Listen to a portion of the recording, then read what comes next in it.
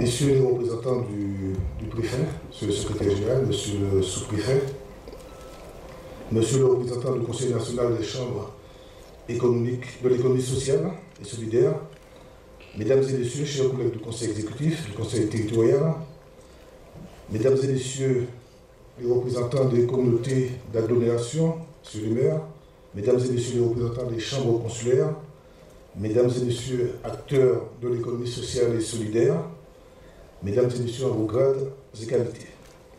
Chers participants à cette première conférence de l'économie sociale et solidaire de Martinique, je ne voudrais pas commencer mon propos sans, au préalable, excuser le président du Conseil exécutif de Martinique, M. Alfred Marie-Jeanne, qui a été retenu par les Assises des Outre-mer à Paris et qui accorde, comme vous le savez, une importance particulière au secteur de l'économie sociale et solidaire.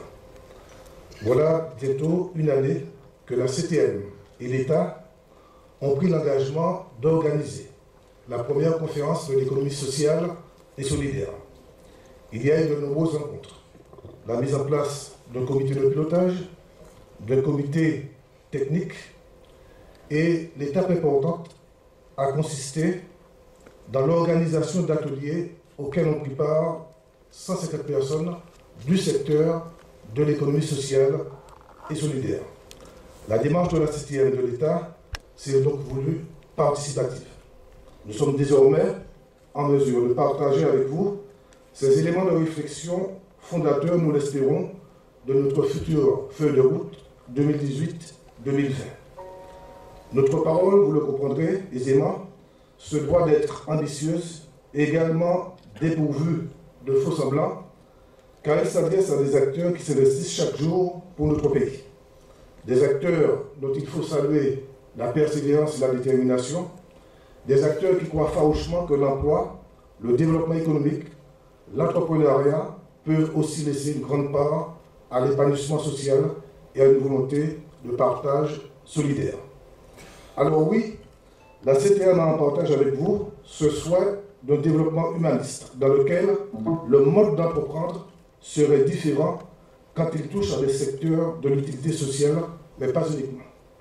En effet, l'économie sociale et solidaire ne signifie pas l'absence de bénéfices, mais quand il y a bénéfice, celui-ci est investi au profit des salariés ou de l'entreprise. L'économie sociale et solidaire propose à notre société un autre mode d'entreprendre. Vous le savez, l'engagement solidaire est au cœur de l'action portée quotidiennement par la CTM. Il l'est dans l'important champ des solidarités qui, pour mémoire, représente un tiers de notre budget, soit environ 400 millions d'euros. Il est aussi dans le récent schéma de l'autonomie des personnes âgées et des personnes en situation de handicap, voté au mois de février 2018. Il est encore dans le plan d'action du schéma territorial de développement économique, de l'innovation et de l'internationalisation, qui consacre, dans son volet économie sociale et solidaire, de nouveaux outils pour accompagner l'essor de l'entrepreneuriat social et solidaire avec de nouvelles structures d'entrepreneuriat. Il s'agit des sociétés coopératives, des SCOP, des sociétés coopératives d'intérêt collectif. La politique de l'économie sociale et solidaire doit donc s'intégrer dans une logique de structuration des filières.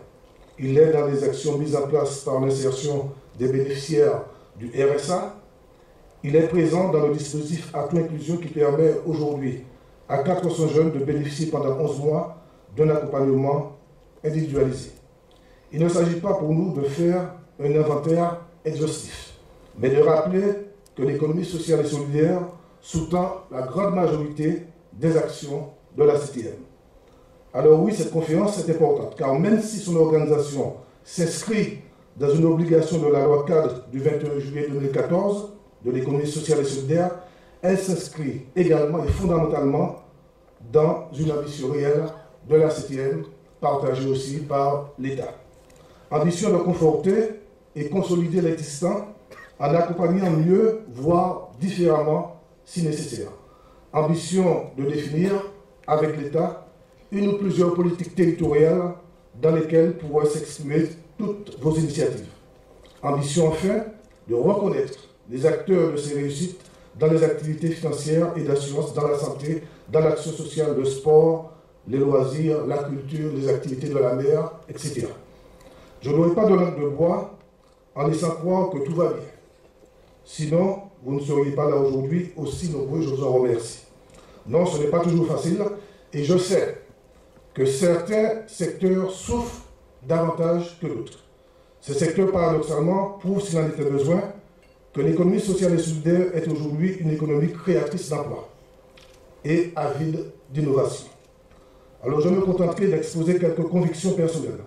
La première, j'en suis convaincu, c'est que l'économie sociale et solidaire doit être au cœur du développement de la Martinique, comme elle l'a toujours été, mais de manière informelle.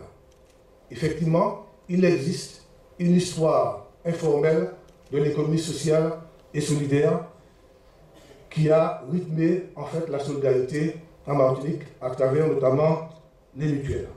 Cette économie sociale et solidaire qui représente aujourd'hui 15,2% de l'emploi privé et ce sont là les taux les plus importants qui existent dans l'ensemble français où la moyenne est autour de 12,8%.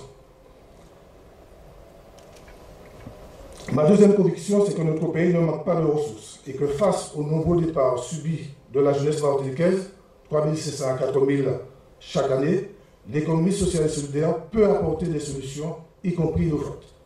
À nous, institutions, collectivités, organismes de financement, de ne pas décourager les porteurs de projets. Ma troisième conviction est que dans cette société qui change, qui bouscule parfois les habitudes, il faut s'engager sans faille pour faire émerger les initiatives et les accompagner pour qu'elles deviennent pérennes. Que faut-il faire? Que devons-nous faire? Que devez-vous faire, vous, les acteurs, vous, les jeunes martiniquais, qui avez des idées et êtes en ce moment investis dans le secteur de l'économie sociale et solidaire? La première chose, c'est que cette conférence doit nous permettre de mettre en place une vraie stratégie de conquête et de développement de ce mode d'entrepreneuriat. Cela veut dire un diagnostic commun, mais cela veut dire aussi une stratégie commune partagée par l'ensemble des acteurs et des institutions. Et vous, initiateurs de projet, là où le besoin existe et qu'il apparaît, il faut créer des structures de l'économie sociale, coopératives ou autres, dans les secteurs du tourisme, la santé, la silver économie, etc.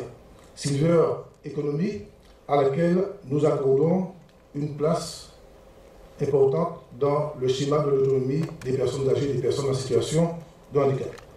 Notre souhait est de doter notre territoire d'outils au service de ce développement.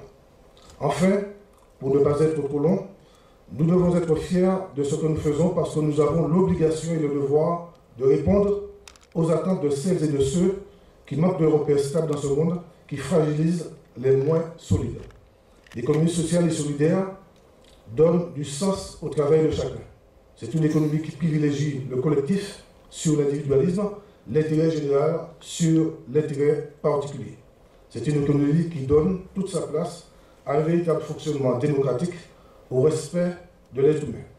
Je nous souhaite à tous une excellente première conférence territoriale de l'économie sociale et solidaire de Martinique. Merci.